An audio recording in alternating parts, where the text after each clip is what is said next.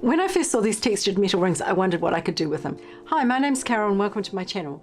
I'm continuing my 5-minute earring series today, and I'm using these wonderful textured rings to make a beautiful pair of earrings. I just saw them and I thought, wow, those are really awesome, and what can I make with them? So that's where these Trinity earrings were born. So let's have a look at what we need to make these earrings.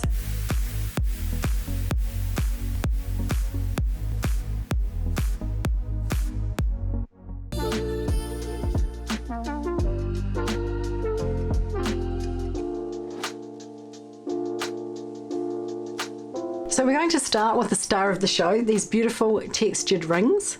These ones are 14 millimeters. And we've got 6 of those. These earrings are all about 6s. We've got 6 of these faceted rondelles. These ones are electroplated glass, and they are 4 millimeters by 3 millimeters.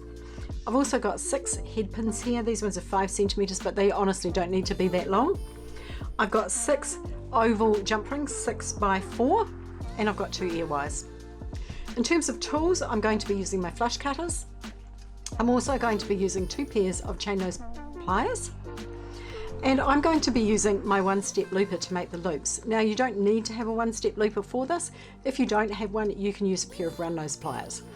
And if you haven't made loops before, I've created a video on how to make a basic loop. So I will leave that in the description box below so that you can watch that. But I'm using my favorite tool, my 1-step looper, to make the loops. All right, so the first thing I'm going to do is make my dangles. And so I'm going to take one of my head pins and I'm feeding on the bead, just like that. Next, I'm going to take my 1-step looper. If you haven't ever used the 1-step looper, it is an amazing tool. And I have a video on how to use it as well, so I can leave that one in the description box below. So I'm just taking it and making my loop. As I said, you don't need to use a 1-step looper, but if you've got it, why not use it?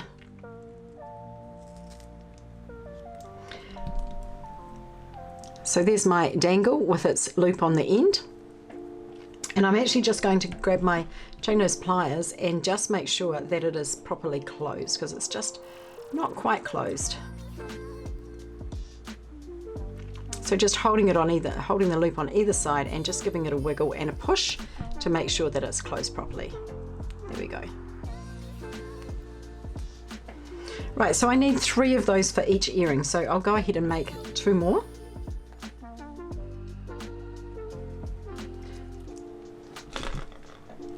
One thing to remember when you're using a 1-step looper and glass beads is not to get too close, because you can shatter the glass bead if you get too close.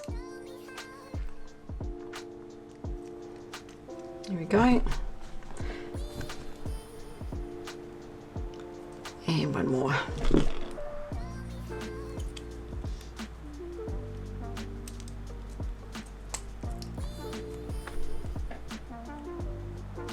I love this tool. It makes making loops so quick and easy.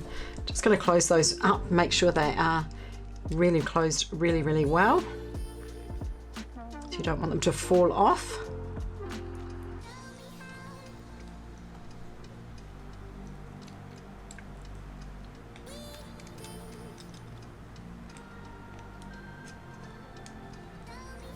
Right. Okay.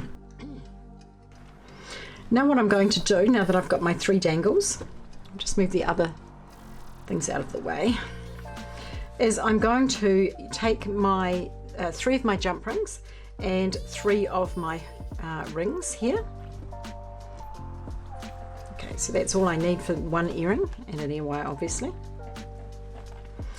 And what I'm going to do is I am going to first open a jump ring. Now, I used oval jump rings for this. I could have used round, and I initially actually tried using the round ones, but I felt that they were a little bit tight, so I switched to an oval one.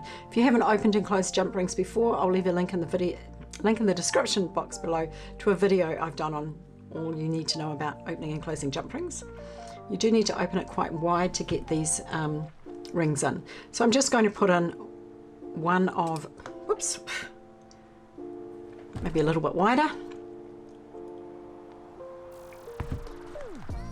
There we go. One of those, and actually two of those large rings, and one of my little dangles that I've just made. And I'm just going to close up. Whoopsie. I'm going to close up that jump ring. Making sure it's really well closed. And just double checking. It's not quite closed actually, it's a little bit crossed over, so I'll just pull it back a little bit. Whoops.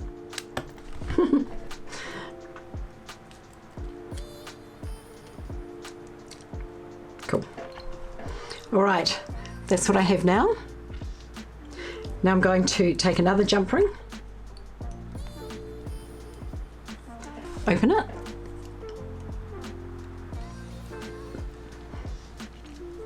and I'm going to add the component I've just made.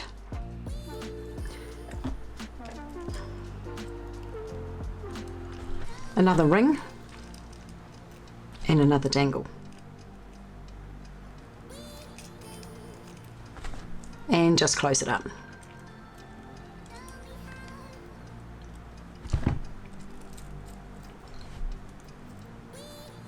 That's what I have now. All I have to do is add the dangle in the top, and I'm going to do that in exactly the same way, just opening the jump ring.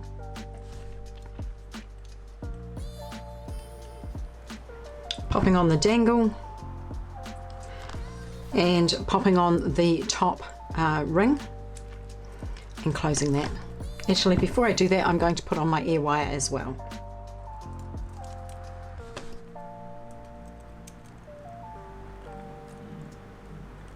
And closing my jump ring, just double checking that it's closed properly.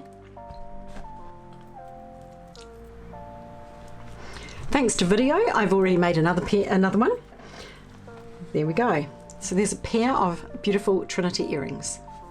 I really hope you've enjoyed making these Trinity earrings with me, and that you've checked out the other videos in the 5-minute earring series. If you haven't, I'll leave a link in the description box below.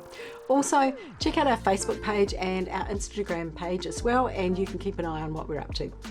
If you like this video, please subscribe to my channel, and also like the video and ring the bell so you'll be notified every time I upload a new tutorial, which is about once a week. Thanks for watching and have a fantastic day.